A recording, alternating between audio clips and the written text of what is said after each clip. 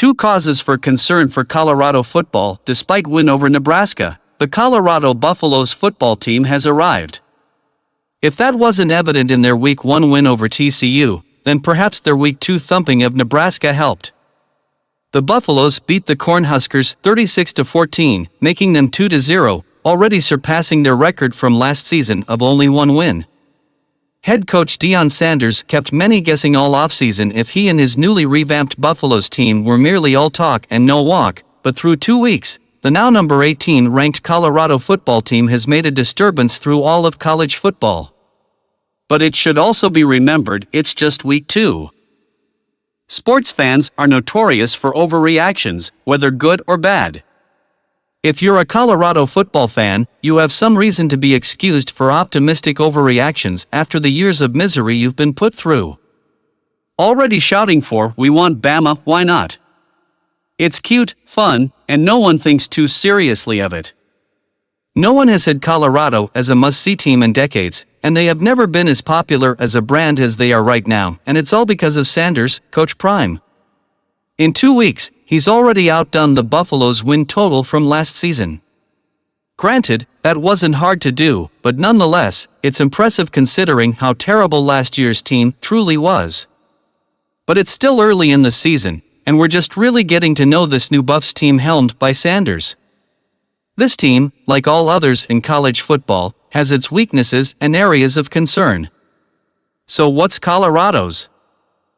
2. Protecting Deion Sanders. What's been one of the biggest points of interest for the Buffaloes entering the season was just exactly what kind of roster they were going to have. It goes without saying that it was going to be much improved from last year's squad, but still, no one quite knew what to expect with some 50-plus new scholarship players. Deion, coming from Jackson State with his father, Deion, lit up the stat sheets during his 2 seasons at the HBCU school. But no one really thought to look that over, only instead focusing on his last name. Deijon's skill set is translating well at the FBS level, as has been proven with his 6 touchdowns to no interceptions through 2 games. He just has to stay healthy now. Through 2 games against TCU and Nebraska, Deijon has been sacked 12 times.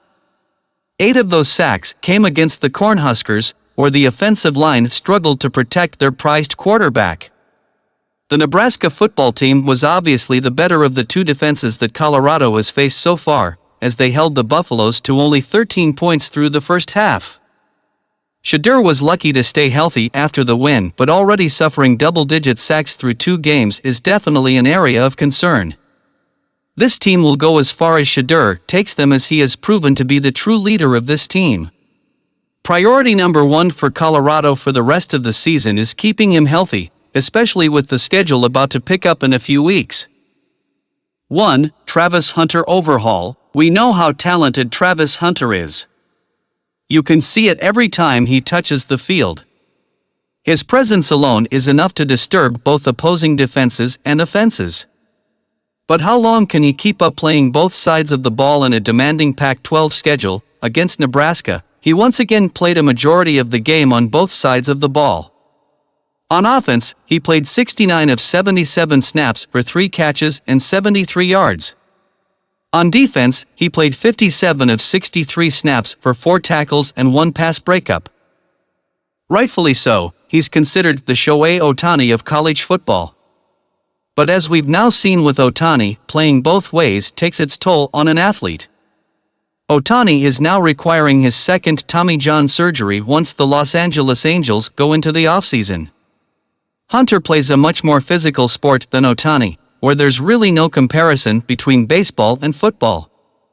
It goes without saying that Hunter is an integral part of this team, as he has been one of the cornerstone players to Sanders' success as a coach, going all the way back to his recruitment.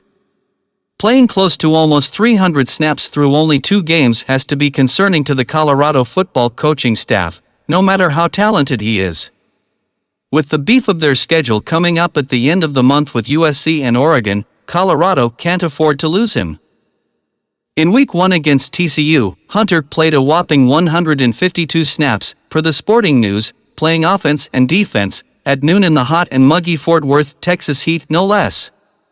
He was able to haul in 11 catches for 119 yards, drawing 2 pass interference penalties as a wide receiver. On defense, he was targeted just 9 times and gave up only 3 catches for 52 yards, making 4 tackles, 3 pass breakups, and an unbelievable interception in the red zone.